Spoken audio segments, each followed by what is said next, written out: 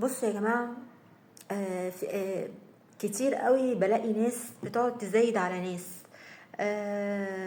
في تصرفاتها، في كلامها، في مفروض تعمل ايه، في ردود افعالها. وما بتطلبش نفسها انها تعمل رد او نفس رد الفعل ده. هتكلم عن اللاجئين بشكل سريع جدا. الناس اليوتيوبرز السياسيين اللي بيتكلموا في موضوع اللاجئين و...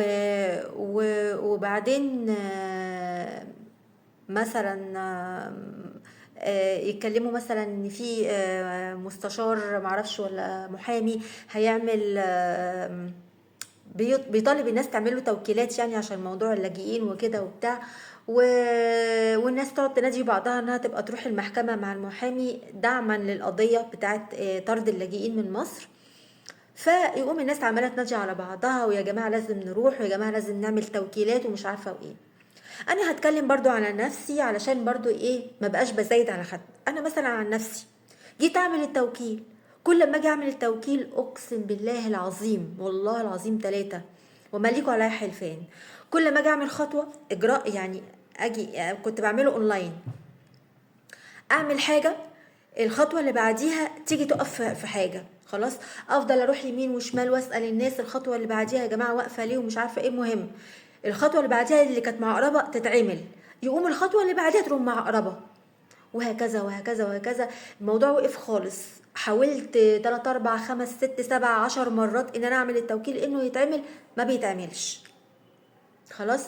فوالدتي قالت لي بصي طالما كده في ممكن تبقى في رسالة من ربنا، ممكن يكون في حاجة غلط ولا حاجة يعني كده، خلاص كده في إشارة ان انتي ما تعمليش التوكيل. وانا من النوع اللي يعني مجربة في حاجات تانية كتيرة، الموضوع لما بيقف معايا في حاجة كذا مرة بعرف ان الموضوع دوت مش هيمشي كويس.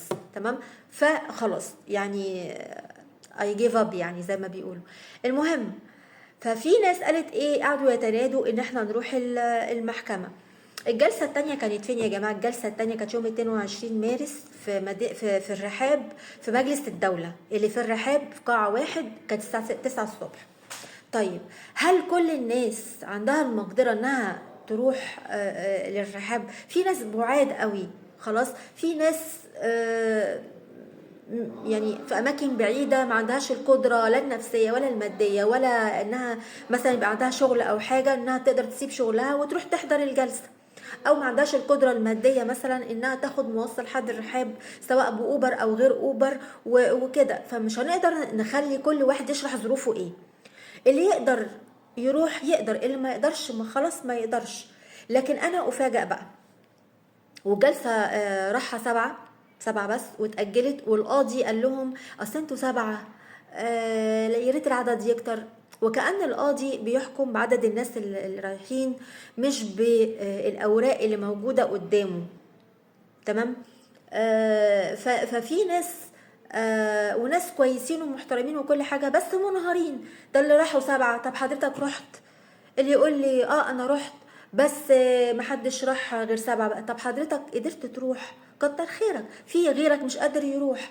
تلاقي بقى ناس تانية ما راحتش وعمالة تلوم على الناس اللي ما راحتش، وتقول دول خونة، دول خذلوا البلد، دول مش عارفة ايه. طب حضرتك رحت؟ لا ما رحتش.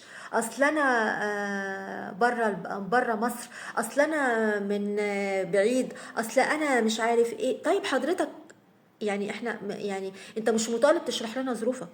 كل واحد فينا عنده ظرف معين، قدرت تروح كتر خيرك، ما قدرتش تروح كتر خيرك.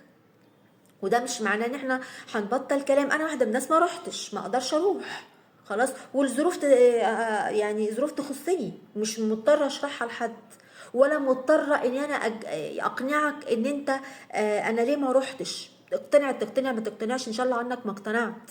وبعدين كل واحد ليه اللي يقدر عليه. في واحد يقدر يتابع قضايا ويروح يعمل توكيلات او يحضر جلسات، عنده مقدرة. وفي واحد تاني ما عندوش المقدرة دي، بس عنده مقدرة انه مثلا يقف زي حالاتي كده قدام شاشة ويقعد يتكلم ويعبر عن نفسه ويعبر عن الاخرين اللي رافضين الاستيطان باسم اللجوء. وفي ناس تانية ما تقدرش تفتح موبايلها وتقف قدام الشاشة وتتكلم. في ناس مش مفوهة. تمام. فكل واحد فينا ميسر لما خلق له، كل واحد عنده الدور اللي هو يقدر يقوم بيه. تمام. طب حضرتك تقدر وانت قاعد في بيتك تقدر انت تقاطع المحلات اللي بتشغل لاجئين، وتقدر تقاطع المحلات اللي بيملكها لاجئين، تقدر تقاطع المنتجات بتاعة اللاجئين. دي حاجة انت تقدر عليها. لكن في ناس تقول لك لا والله، انا اعرف ناس كده يقول لك لا والله انا يوم ما بكون جعان ما مش مهم انا بجيب من مين، وبيكون ضد وجودهم، وشايف ان وجودهم الشيطان، وشايف ان وجودهم غير مرغوب فيه، ومع ذلك ممكن يروح يشتري منهم عادي. فكل واحد فينا ميسر لما خلق له. هنتكلم وهنفضل نتكلم، ومحدش هيقدر يزايد على حد، ومحدش ينفع يزايد على حد ويقول انه فلان ما راحش يبقى ده خذل مصر، فلان ما اتكلمش يبقى ده خذل مصر. انا حره اتكلم ما اتكلمش، ده فلان يتكلم ما كل واحد حر. اللي مش عايز يتكلم في الموضوع ما يتكلمش في الموضوع. بالمناسبه اللي مش قادر يحضر او مش قادر يعمل توكيلات هو حر برضو بالمناسبه. بس بقى اللي كلنا نقدر عليه ان احنا نقاطع المحلات بتاعتهم، ونقاطع اي محل بيشغلهم بدل ما يشغل المصري، نقاطع اي محل بيبيع حاجتهم مش بيبيع الحاجه المصري. ده اللي ايه كلنا بدون استثناء نقدر عليه. ندخل مستشفى ولو ان المرض يعني ربنا يكفيكوا شر المرض، بس يعني بقدر امكاننا لو لقينا دكتور مش مصري ومن اللاجئين نمتنع ان نروح مستشفى تانية، ونعمل شكوى في الشكاوى الموحدة عن المستشفى اللي بتشغلهم. الشكوى تجيب نتيجة ما تجيبش نتيجة، اعمل اللي عليك وخلاص. قدرت تعمل كده قدرت، ما قدرتش محدش ليه ان هو يخون حضرتك.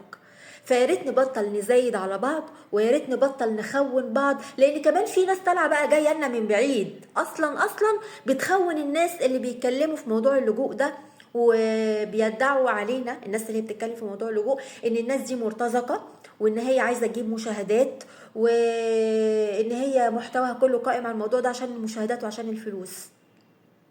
وربنا يعلم، يعني ربنا يعلم مين اللي بقى. والناس دي نفسها هي اللي كل فيديو ليها خلاص هي اللي تفضل تقولك ايه لايك وشير لايك وشير لايك وشير. هما دول بس احنا اللي بتوع مشاهدات. وهقول حاجه كلمه اخيره في موضوع المشاهدات. انا يا جماعه لو عايزه مشاهدات ما كانش ده هيبقى حالي. انا لحد دلوقتي ما كسبتش ولا جنيه من القناه، ولا بسعى والله العظيم، ولا بسعى ولا بدخل اشوف ايه اللي مطلوب مني، ولا حتى النهارده بكلمكم من غير مايك. ولما جبت مايك حتى جبته ارخص حاجه في السوق استخساري يعني بصراحه. والاضاءه مش احسن حاجه اهو مثلا، يعني مش قادره اجيب كاميرا عليها القيمه مثلا اتصور بيها اطلع لكم بيها مثلا. ومع ذلك انا اللي يهمني انا بقدم ايه، وبطلع انا برتاح لما بطلع اتكلم، لان انا بطلع اصلا افضفض واقول رايي وخلاص. فبس يا ريت ما حدش يخون حد، ولا حد يزايد على حد، ولا حد يقول خذلت مصر. اللي بيقول خذلت مصر هو نفسه ما بيحضرش الجلسات، ما حضرش. اللي بيقول خذلت مصر هو نفسه ما سعاش يعمل توكيل. اللي بيقول خذلت مصر هو نفسه بيروح يشتري منتجات اللاجئين او من متاجر اللاجئين، او بيدخل محل عادي فيه لاجئين وبيشتري بيشتري من محل بيشغل لاجئين. فبلاش المزايدات على بعض ارجوكم لو سمحتوا.